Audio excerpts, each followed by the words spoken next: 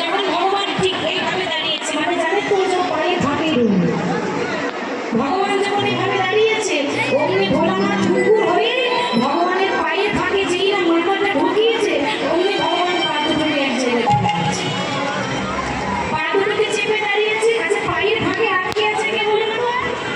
ভোলানাথ বলে আমার পায়ে ধরে না, আমার পা হবে তো, আমার অপরাধ হবে তো। ভগবান বললেন, ভোলানাথ আমি তো ছাড়বো বলে ধরি নাই। মনে রাখবেন, আপনি যদি একবার হরিনাম সার করেন, মানে একবার যদি হরিকে ভালোবেসে যান, তো আপনি হরিকে ছেড়ে দিলেও হরি আপনাকে ছাড়বে। এই নামের মধ্যে একটা মহিমা আছে। তাই পেয়েছে যখন আমি ভক্ত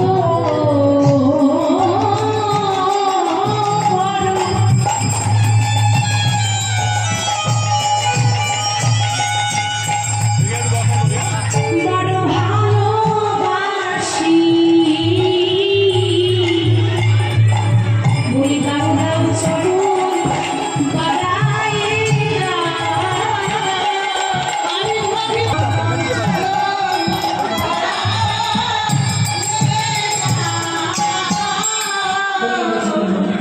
ভোলানাথ বলছি, প্রভু তুমি আমার পায়ে ধরে কিন্তু কাজটা ভালো করলে। তোমার এই আমি শোধ করবো কোন দিন জানো? যেদিন নগর থেকে কলিযুগে হবে বহু কবি চৈতন্য মহাপ্রভু, সেদিন আমি আর ভোলানাথ হব না, সেদিন আমি হব অদ্বৈত আচার্য। সেদিন আমি হব অদ্বৈত আচার্য। তাই শিব ঠাকুর কলিযুগে হয়েছেন অদ্বৈত আচার্য, আর কৃষ্ণ হচ্ছিলেন গৌর।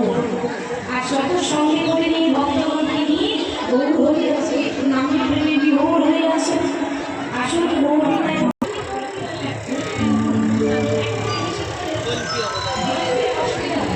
जय निताय, जय गौर, जय राधेश्वर, राधे।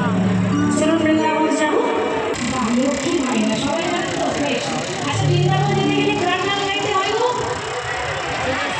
আগে রাধে রাধে, বাহ, আগে রাধা, পরে রাধা রানী কি জয়। জয় হবে না? কি হবে না? হ্যাঁ হ্যাঁ, আরেকটু চেষ্টা করো, ঠিক হবে। রাধা রানী কি জয়, বৃন্দাবন ধাম কি জয়, আগে হরি লাল কি জয়, সকল ভক্ত বৃন্দ কি জয়, হরিবংশর কমিটি কি জয়, রাধে রাধে। সবাই অবশ্যই রাখবে, বৃন্দাবন যাব, যারা চলে গিয়ে বৃন্দাবনে দেখো, কলাই নিয়ে সবাই একসঙ্গে, আর উলু ধরে দেবে কেমন? যারা চলে গিয়ে বৃন্দাবনে দেখো, ও স্বামী বংশী বাজাতে মিলে,